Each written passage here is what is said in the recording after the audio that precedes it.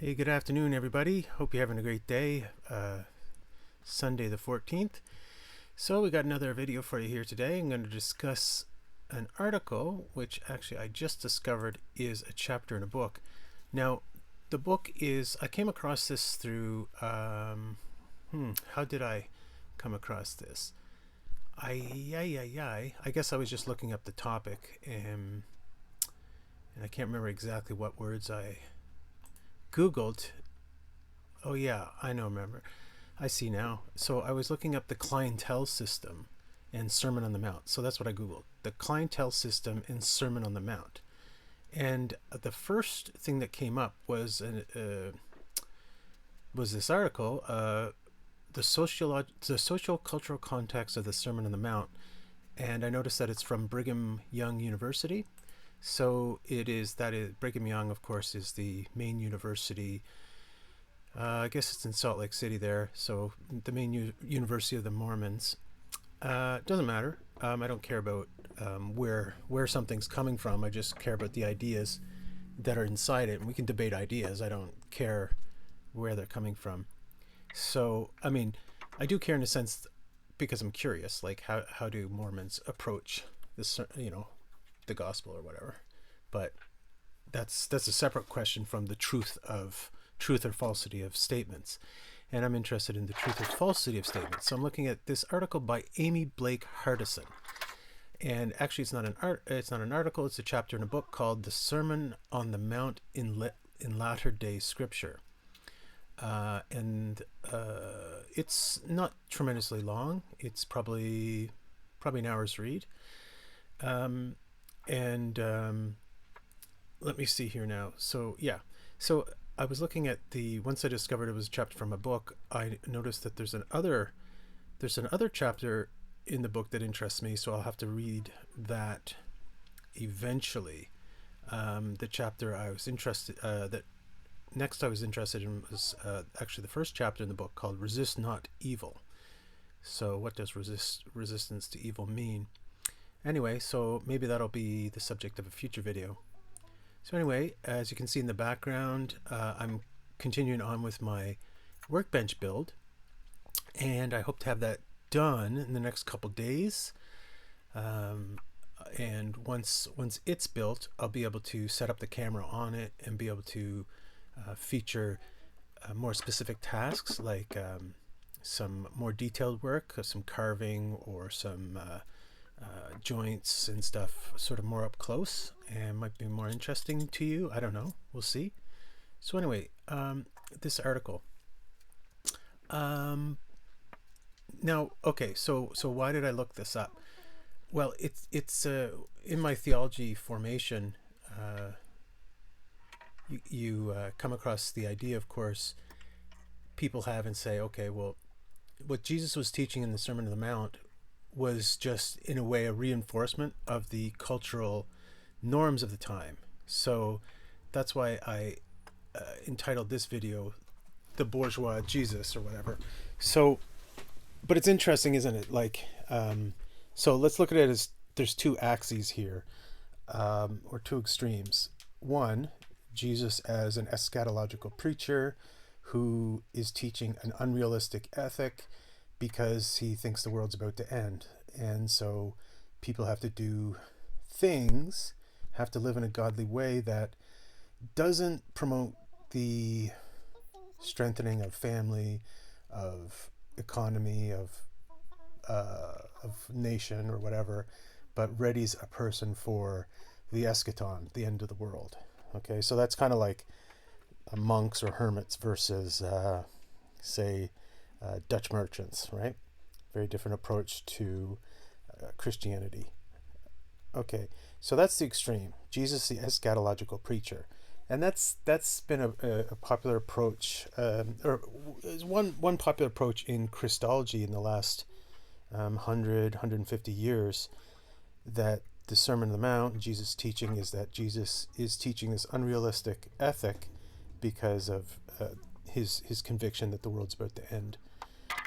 Now, the very opposite of that, it seems to me, is the approach that says, no, nothing that Jesus says is strange once you realize the culture of the Greco-Roman world. And so that's more the approach of this chapter by this Ms. Hardison. So she says that in her first sentence, she says, of all the books of the Old and New Testaments, the four Gospels are probably the most read and the best understood, with minimal instruction in first century history, politics, and geography. One can be profoundly moved by reading the evangelist accounts of ministry and teaching of Jesus. She says that familiarity with the text, she assumes familiar with the text, but most of us read it with 21st century eyes and impose the values of modern post-industrial society. Blah, blah, blah. And she says, we assume universality based upon on common humanity. We assume universality based on common humanity. Now that's something that's a very important statement in the study of history in general, and I strongly endorse that. So that's an error, of course, that we say, well, because human beings are one species, they're always the same everywhere, and that's a common starting point, that people feel and experience things and thus believe things, like approach ideas. Let's just take the example of adultery. So that a man would feel about adultery in Roman times like a man feels about adultery now. Okay, that's just one example. She says this is an erroneous statement. This is an erroneous assumption. Okay, I agree with her. I agree that's true. However, I think that I more agree with her first sentence. The four Gospels are probably the most read and best understood. I agree with her there. And then she says that we can, it'd be wrong to impose our values and our approaches and stuff on the Sermon on the Mount based upon our, a common humanity. Now, I was hoping that she would, throughout this article, convince me of that, but I remain on the side of her first sentence. The Gospels are most read and best understood. Okay, so I don't think she's proven to me in this article that I need knowledge of history to understand the Sermon on the Mount. Now I've questioned that because obviously I've studied the history, very deeply. Roman history is very familiar to me. Roman culture, Jewish history, the history of Israel, the Greco-Roman world, the Greek East. These things are very familiar to me. Nevertheless, I didn't find she convinced me in this article or chapter that my knowledge of history has in any significant way changed my understanding of the Sermon on the Mount. So let me put it this way. Everything in Jesus' Sermon on the Mount that shocked or challenged or impressed itself upon the ancient Roman, same with us. Okay, so even though there are differences of value, in general, between the modern world and the ancient world, and the ancient Roman world, more specifically, which I agree, there are differences of values. The differences cannot be seen really through the Sermon on the Mount. Okay. Now, what I mean is everything shocking and surprising in the Sermon on the Mount that would have struck a Roman strikes us as shocking, and everything that we would generally agree with in the Sermon on the Mount, the Romans would have felt the same way.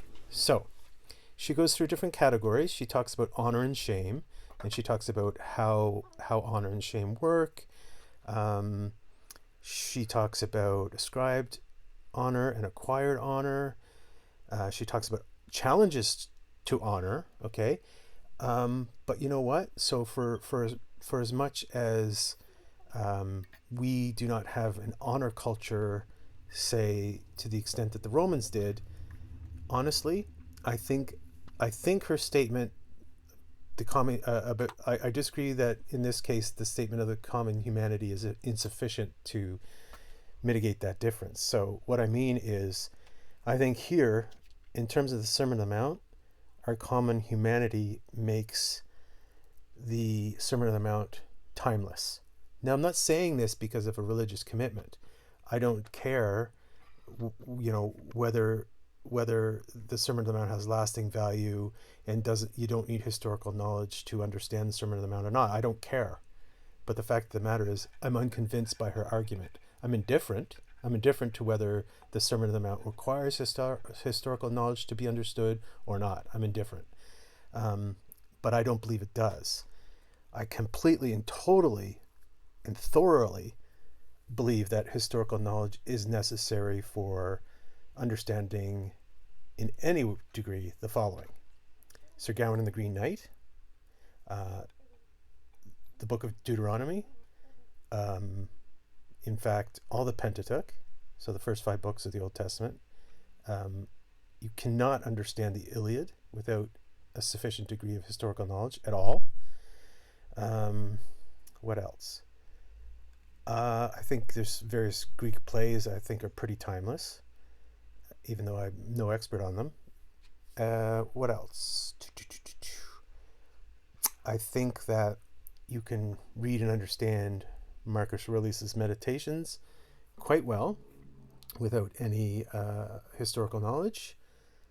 St. Augustine's Confessions, yep, I think it still would work its impact whether you knew anything about history or not. Now, his other big work, City of God, now I think you'd be pretty lost without some historical knowledge and understanding it.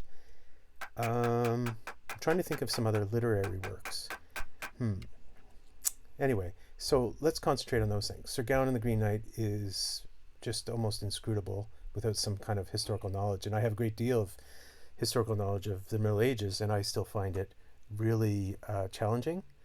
Let's take Beowulf. Beowulf is a very strange story that requires a great deal of historical knowledge. Okay, but you know what? The Sermon on the Mount does not. And that's, I think, okay, so on her side, on Ms. Hardison's side, I can say that, okay, I'm not reading the Sermon on the Mount in Greek. I'm reading it in translation. So already, by virtue of the fact that the work is being translated, means that somebody's helping me to understand it. The translator is choosing words that mean something to me. Okay, but be that as it may, that doesn't undermine my perspective that the Sermon on the Mount is thoroughly understandable. Because take any translation of the Sermon on the Mount, in modern English, and I think you're doing quite well. Now, if you read, for instance, the King James translation, for instance, which is Shakespearean English, it's a little more challenging. But that's a fact. That's a fact about the difference in English, the evolution of English, not in terms of the evolution of the ideas behind Jesus' Sermon on the Mount. So, yes, I grant that translators provide an assistance. Translators are putting concepts into words that make sense to me, okay? Because I don't know the Greek. But nevertheless, they're choosing words that don't prove, that don't prove the truth or falsity or the shockingness of a statement, for instance, a statement, a sentence, a proposition that is an amalgamation, a sum total of words, right? The words that the translator chooses. So in terms of the honor stuff, okay, so what I'm going to say here is that even though we're not an honor culture like they were that every culture was up until, I suppose, the Industrial Revolution, that because we're not an honor culture does not mean that we don't completely understand everything being said in the gospel. So in this case, the author talks about things like, basically using bad language, so he who calls another fool and stuff like that, blah blah blah is liable to hellfire and all that stuff. I think we can understand that. Now, take another example. If any man will sue thee at the law and take away thy coat, let him have thy cloak also. So, the essential position here of the author is that challenges have to be met according to the standards of the time. Now, a challenge from a social inferior has to be dealt with in one way, whereas challenges from a social superior or equal have to be dealt with in another way. So, and she says, for instance, like going to court means that you weren't able to solve the problem yourself. So it sort of has an element of shame to it anyway. But you know what? It's still the exact same thing today. There's no significant difference.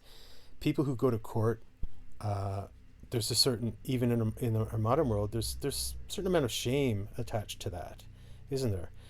Now some small passages, like for instance, she gives the example when someone compliments Jesus and said, calls him good master, Matthew 19:16, and Jesus replies, "Why do you call me good? No one is good but God alone." So basically, she's saying that in this case, the guy who calls him good master is in some way trying to sponge off of Jesus's authority or Jesus's status. Now, I don't know. Okay, fine, but it's not very significant. I don't find that very significant. The bottom line is here that if someone takes you to court for your shirt or your tunic, he says, give them your cloak as well. Back in that day, and back and today in our day, I think the point is exactly the same. Do good to those who persecute you. Someone tells you to be their slave for 1 mile, be their slave for 2 miles. It's no different then as now. None whatsoever. And the fact is, Christian tradition is pretty darn good proof that the humility ethic of Jesus has been understood very well over time. And we see it all the time. We see it in wives who are submissive to their husbands, children who are submissive to their parents, religious who are humble before their abbots, people who take chastisement humbly. There's no difference between how we feel about doing that now as opposed to then. So she talks about the patronage system, and this is sort of the key word. This is what I wanted to look into again and think about. And she makes some good points in terms of the gravity of living on your own. So you couldn't survive in the ancient world on your own, like we presume we can today. A healthy person today, a healthy adult today, really can go through life not being aware of how much their life depends on others. Okay, if you go to McDonald's and buy yourself some lunch, all you're thinking about is the fact that you earned the money so you can buy yourself lunch. You're not thinking about the massive system that was in place to bring the lettuce, to bring the bread, to bring the meat and the sauces all together, and the huge number of workers that contribute to bring that into being, because you didn't have any part of it. You earned your money, doing whatever, and you bought yourself lunch. So you're completely independent. Now, that was not the case in the ancient world. Nobody thought they were self-sufficient. But the more powerful you were, the more you were a dispenser of benefits rather than a receiver of benefits.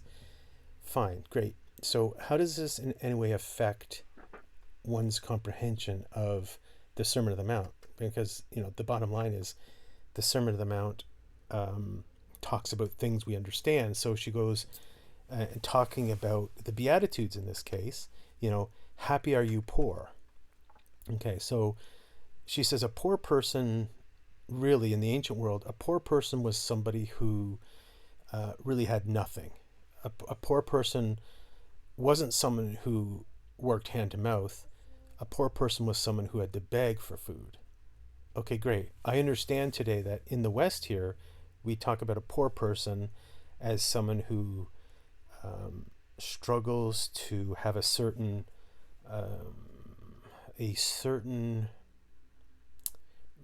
comfort level. Okay, so in the ancient world, a poor person could go through the day and it be possible for them not to eat one single calorie, not to have a roof over their heads of any kind, nothing. She said that the working poor, people we call peasants today, she said those weren't really the poor. The poor were the beggars, because it's one thing to work excruciatingly long hours, but as long as you have food to eat at the end of the day, you're not really the poor.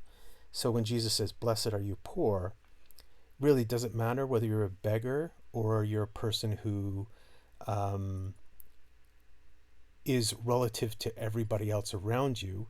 You have worse teeth, you have worse clothes, you have bad education, bad hygiene, all these things, which compared to 2,000 years ago, a poor person in Canada today is nothing like a poor person, a beggar in the ancient world. Okay? But what difference does it make? Blessed are you poor. Poor are never happy. By definition, the poor are never happy. Whether you're unhappy in the ancient world because you're starving, or you're unhappy today because you can't afford a cell phone, you can't afford a car, you can't afford even a bus pass, you're always wet, your sneakers, you can't buy boots to keep your feet dry, you're always cold in the winter, you can never have good warm meal, you have to eat cheap unhealthy things. There's shame to that, and that's difficult. Blessed are you poor. Unhappy, or blessed, or let's put it in these words: happy are you people who are unhappy. Okay, so the poor are always the unhappy ones, whether it's because you're starving or because you look around you and you feel shame because you can't afford good clothes, you can't afford education, you can't afford a good car, your car is falling apart, you live in a terrible apartment in a terrible part of town, blah, blah, blah. In either case, happy are you who are unhappy, right? What's the difference? The Sermon on the Mount doesn't change between one context and another. She makes similar observations about what it was to be poor then, what is to be poor now. She says, for instance, back then, a widow owning millions of denarii worth of anything, yet having no son, is always a poor widow. Okay, great. Today, someone's poor who can't afford braces. Someone who can't afford a car that you can take on the highway and you can actually dependably get from point A to point B. Poor is a person who cannot afford a new jacket, who can't afford to throw their stained shirt in the garbage. What's the difference? No difference. So no difference whatsoever. She gives a few examples of translation choices which aren't significant. Oh, and then she talks about physical setting. Okay, she has a little subsection on the physical setting. She talks about the geography of Israel, and here yet again I find she fails to prove her point. So, for instance, she looks at the when Jesus says when you go to make your offering at the temple. Well, he doesn't say the temple. That's assumed. That's where you make your offering.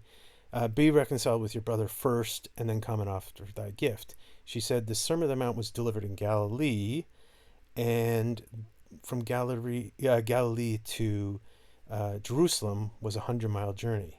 Okay, that's pretty big ask. So when Jesus is saying, if you're about to bring a gift to the altar and you remember your brother has something against you, that's basically me saying, that's basically Jesus saying to me today, Colin, before you receive Holy Eucharist at Easter, your brother in Nova Scotia has something against you, and you owe him an apology, you owe him restitution. So first do that, and then come back and receive your Easter, do your Easter duty, right? So that's a 16-hour drive for me. So that's a big ask. But what's the difference? There is no difference, whether it's 100 miles on foot or 1,600 or whatever kilometers in a car. That's a big ask, and I think we can all get that. You know, we don't need knowledge of the Holy Land, the geography of the Holy Land, to figure out that Jesus is saying something pretty big. He's making a big ask. She points to the phrase "houses built upon sand," and she talks about wadis, so basically rivers that that dry up in the dry time and whatever, and people who build their sand on or set their houses on that sand. That's a bad idea. But you know what? Without knowing that, yeah, I get it. The Leaning Tower of Pisa is leaning because it was built on sand or whatever. I get it. It's not that hard to figure out. Anyone who's walked on sand knows that sand presses in when you walk on it, right? So there you go. I think that she says in her conclusion, she says there's a great chasm between the ancient Mediterranean world and our world. But this is one of value, blah, blah, blah. There's a divide there. She says, to walk into the New Testament world, we must both think and feel like a person from the ancient Mediterranean. I say to some degree that's true. I always think of the example of the talents, the parable of the talents. It's always bugged the poop out of me when people don't understand that when Jesus says talent, he's not talking about talent in our modern sense of the word. He's talking about a gold coin. He's talking about a weight of gold. So basically he's talking about an ounce of gold or whatever. Or, I would say an ounce of gold, or maybe it's a pound of gold. A talent was a massive chunk of money, in other words. I think it maybe was equivalent to a year's wages for a worker or something. A denarii was 1 day's wages, whereas a talent was a huge chunk of money. It would be like a year's worth of money for a worker, a peasant or a blacksmith or something like that. A talent's a huge chunk of money, but it doesn't matter. Even there it doesn't matter, because the word talent has been transformed through Greek culture, through the Latin Middle Ages, to English of today, and that talent and gold both mean resources, both mean personal resources. So in the end, it doesn't matter whether you understand that talent is talent or is not talent in the modern sense of the word.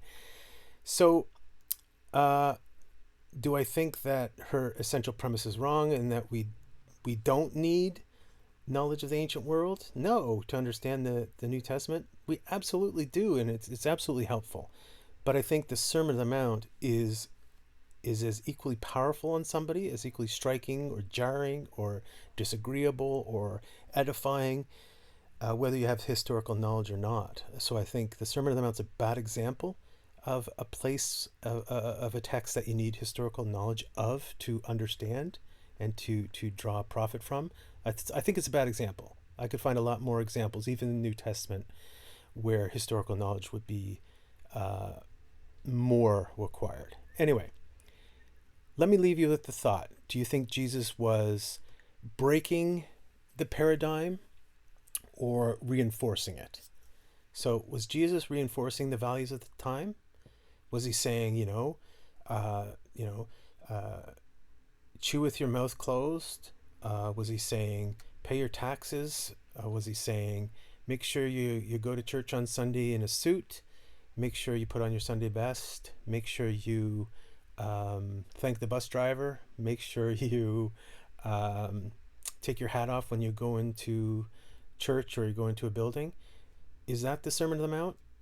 Well, I say there's certain aspects of that, sure.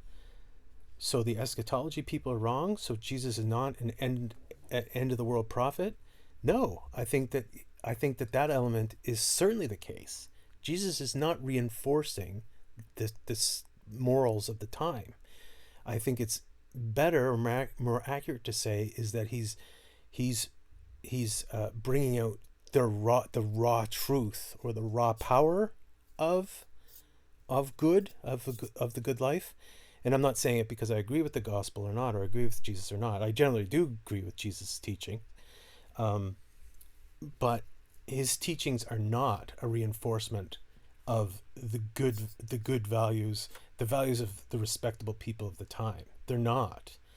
Um, there's certain moral categories that will always be in place. So we have to have moral responses and moral attitudes towards our betters, towards those who are below us in society. Those are basic. Those are categories of ethics. They're not. We don't invent them and we don't dispel them. They're the basic categories of ethics. So today we have our betters. Today we have those who are lower than us. So we do have a social hierarchy today, whether we want to believe it or not. And even though in the ancient world they were far less individualistic than we are today, they were much more communitarian than we are today.